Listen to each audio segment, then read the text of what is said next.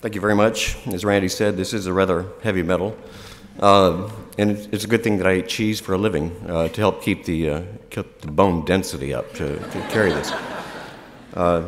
That's what I do. I eat cheese and I talk about it and I write about it. And I didn't know that this would be what I would do 36 years after leaving Hendrix, being a cheese guy. But it was my first food. And we don't always find that direct path to our niche in life. And so I had a fairly circuitous route before I came to the Artisanal Cheese Center and authored these books. I counted up how many times I moved before I came to Hendrix College, and I lost count at 20. So I had a lot of exposure to a lot of different cultures and foods and languages, and it was great. And I appreciate it now more than ever, because I learned how to roll my R's. I learned how to speak Portuguese. I learned how to speak French, and I learned how to speak a little German too. But this was all very helpful. When I was making my college selection, I looked at Hendrix because I had moved around quite a bit, so I wanted to stay fairly close to my parents, who lived in Little Rock at the time.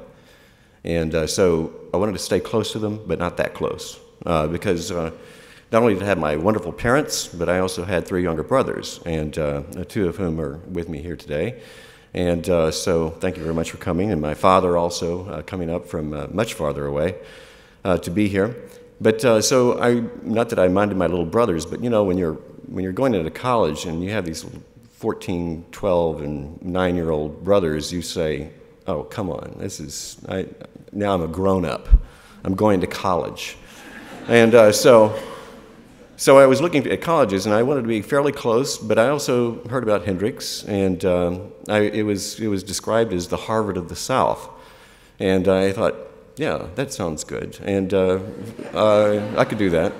But now, having lived in the Northeast for many years, I'd like to look at Harvard, and I visited that campus a number of times, and I would say to Harvard, consider yourself perhaps the Hendrix of the North.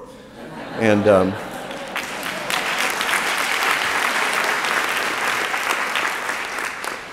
during my years here at Hendrix, I wanted to get a very broad liberal arts education, as much as was offered, and it was very broad indeed.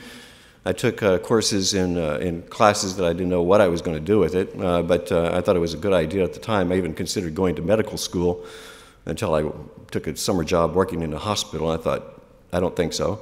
But I took organic chemistry, and those classes were very difficult for me because I was really not interested in the subject at all. And Dr. Scheidler, he spoke a lot about politics, but not a lot about chemistry. So whatever you learned about chemistry, you mostly learned on your own.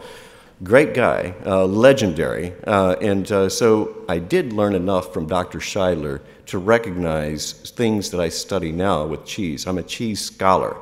I don't just eat the stuff. I have to answer questions about cheese, like why don't you weigh 350 pounds if you eat cheese for a living? Why don't you have bad breath, or other questions like that? How's your cholesterol level? And so I started delving into the topic, and I got down to the molecular level and started studying amino acids and fatty acids and ketones and all these things that I had studied here at Hendrix in the early 70s. And so I also studied a little French, and that was very helpful. And I studied history of England, history of France, and of course that was very helpful too. And so I started to pick up on all these things. And that's one of the great things about the cheese world. It's a big study. It is so vast. And it's also moving. It's a multi-billion-dollar industry today.